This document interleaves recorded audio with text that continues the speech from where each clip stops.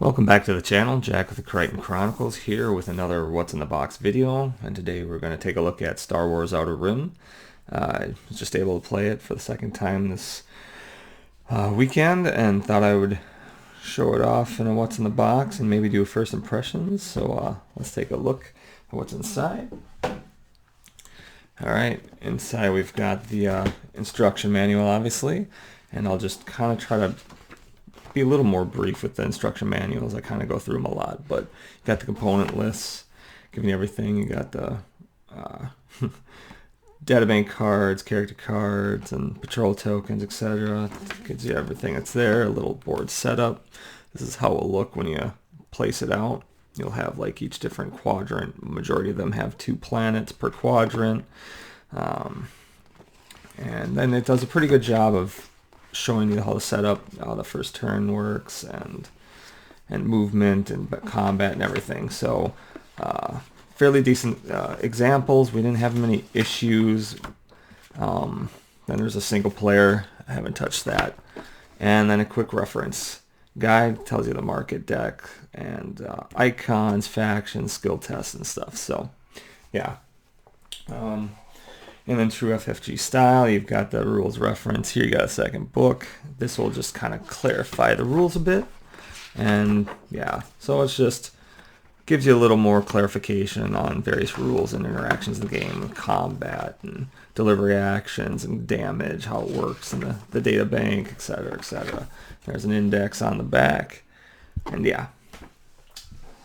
And then these are the quadrant pieces.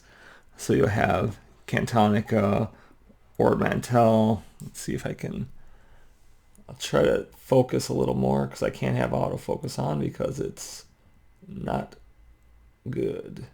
So, Ord Mantell, and each of these each planet will have 2 contact spaces which are color coded just for the randomness of putting them out during setup, but they'll represent different characters that you can interact with in the game. Yeah, and there'll be crew members or jobs or whatever that you'll get from doing the encounter with them. So yeah, there's 6 of these which make up the board, and yeah, Cassell and the Maelstrom right there, which is probably why there's only 1 planet there. But so yeah, those are the board pieces. Really thick cardboard, really nice.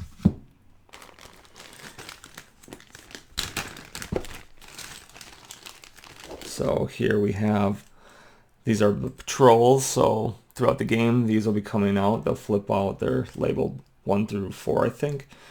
And yeah, so each faction, there's 4. There's the Rebels, Imperial, Hutts, and then the Syndicate. And they'll all have their own patrols flying throughout the galaxy that you'll have to interact with.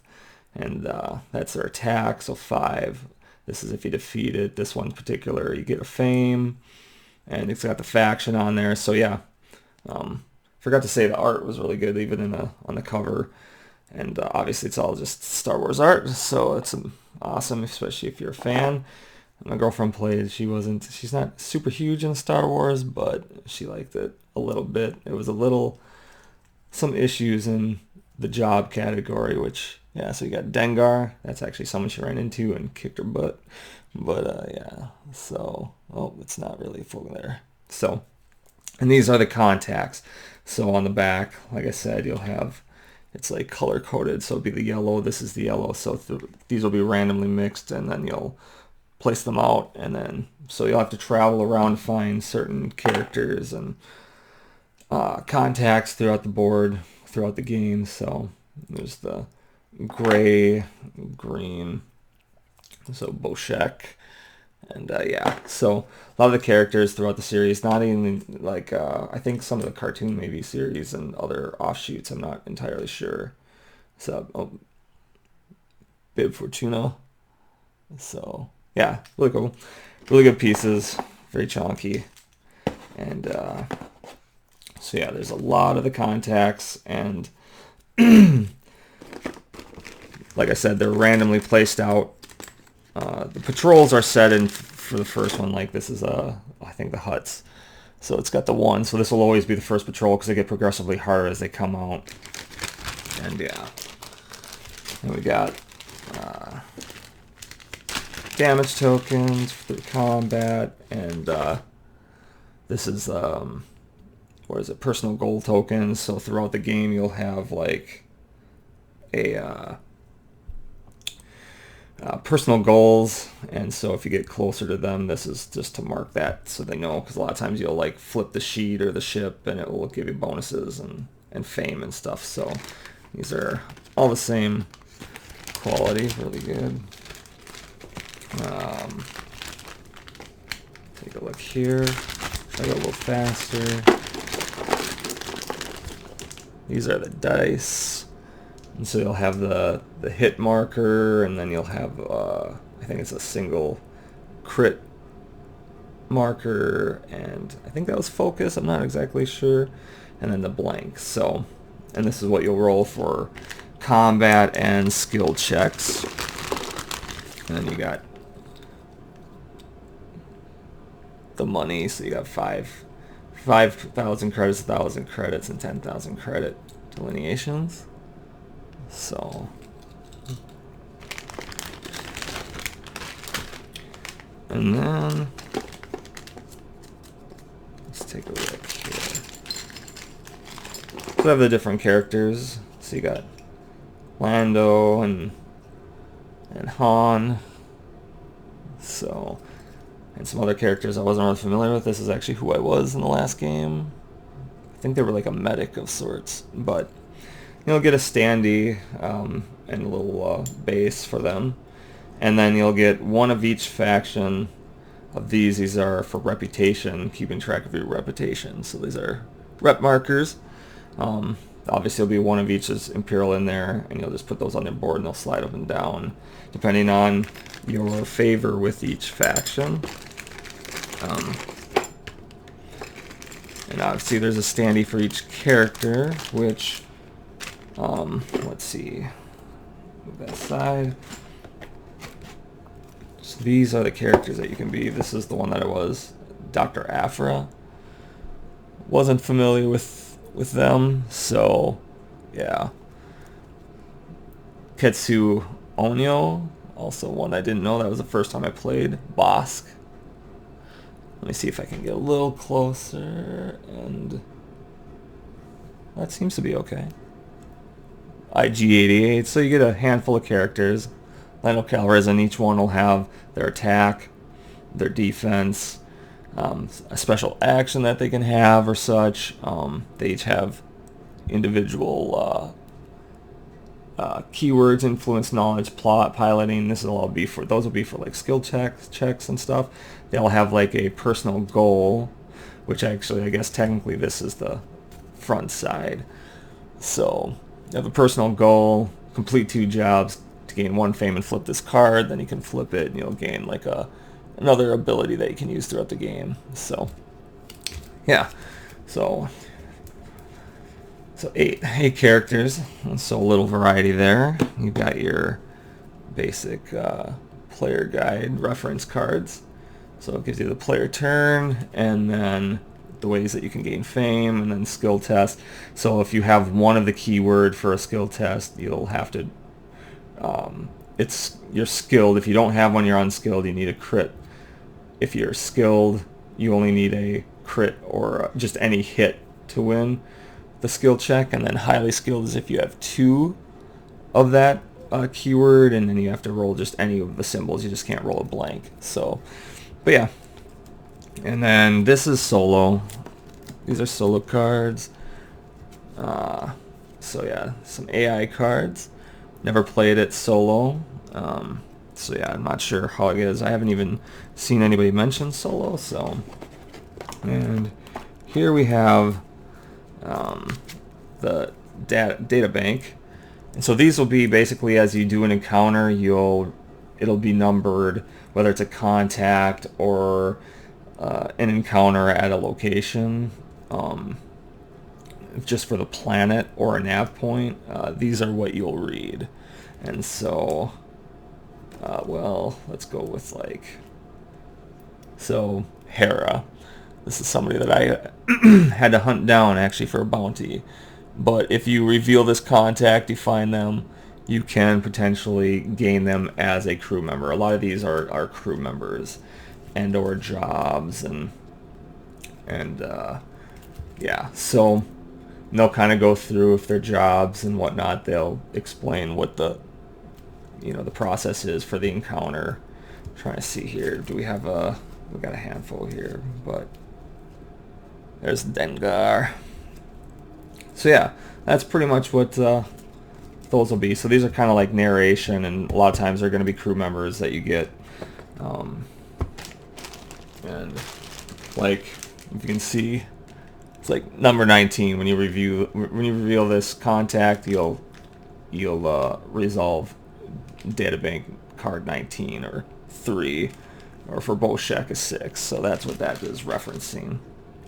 And here we have, if you don't do a contact encounter, you'll do an encounter that if you're out on the boards and you're just out in space, you'll do a nav point.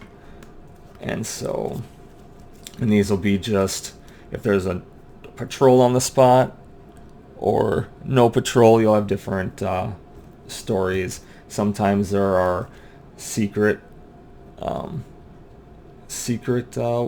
you get. I got a secret I've never used. Nobody did a secret. We collected them, but if you get a secret, you hold the card. Otherwise, you just resolve it and discard it back into the pile, bottom of the deck. But so you got nav points. Here you got if you're on the quadrant, and depending on what planet you're on. So if you're on Takodana, you'll read the Takodana one, which this one is like a secret, so you'll just read it and eventually reveal it if you meet the criteria to trigger it. And so these are how throughout that board, when they're arched, they'll just sit under each arc quadrant. So Ryloth and Naboo, and so each quadrant will have their own encounter deck. And then this is basically all the market cards. So we'll have these are the starships. So throughout the game you'll get different starships, and they'll have a movement, an attack, and a defense, or a hull or whatever, and then they'll give you a little, this is the cost, 5,000. Kind of gives a little explanation, then how much cargo mod, crew, kind of gives you the stats of the ship so you know before you're buying it. Because when you do, you'll end up grabbing the sheet for it, and this is like one of the starter ships. So everybody will start with those, but I'll get through those. But so yeah, you got the ships, and then you got the luxury items, and these are usually ones that cost a lot, 10 to 20,000. And there are various things, but a lot of these will give fame. That's why they're so expensive to buy. So some are gear. So it's like it's a variety of the other things. Sometimes there's jobs and cargo and whatever. So and then you'll see these. This is when when it's revealed, if a card has a certain faction. It'll be the patrol token, icon in the faction. So this is the Hutts. They'll move 3 spaces towards you. And you get to pick the path. Unless they can land on you, then they have to land on you. But yeah, so this is what determines the movement for the AI, like patrol, basically, that are flying through the galaxy as you're trying to transverse it and get to planet, picking up cargo and all that jazz. So, and delivering it and completing jobs. So these are the jobs. So, like the Cassell run, it'll tell you here, it'll list the skills that you'll need when you attempt to complete this job. This one was crazy. I couldn't do it. It was like, needs 5. And I only had 2, I think, of the skills on my whole crew. So, but yeah. So this needs like 5, and then when you get it, it'll tell you to encounter. As an encounter, resolve card 46. So that's the data bank. You go to 46. Each one of these will be like a test. The first one will be influence, strength, then tactics, and knowledge, and piloting. So you'll have to succeed all of them to get the job and get the reward. This one, for example, would be 10,000 credit and 2 fame. So yeah, those are the jobs. All various, usually those don't cost anything. This is the gear, and so this will be like equipment and mods for your ship. The red's the mods for your ships. The green is more like gear for you, and then you got the cost. And what it does, this gives you like another speed. It's improved nav computer. This would go on the ship. But yeah, wide variety of these for you. Auto blaster, and yeah. I don't know if there's a lightsaber. I don't know. Oh, grenade launcher, yeah. Oh, what we got there? No, quad laser. Okay, so there's a gear and mods, and here we got the cargo.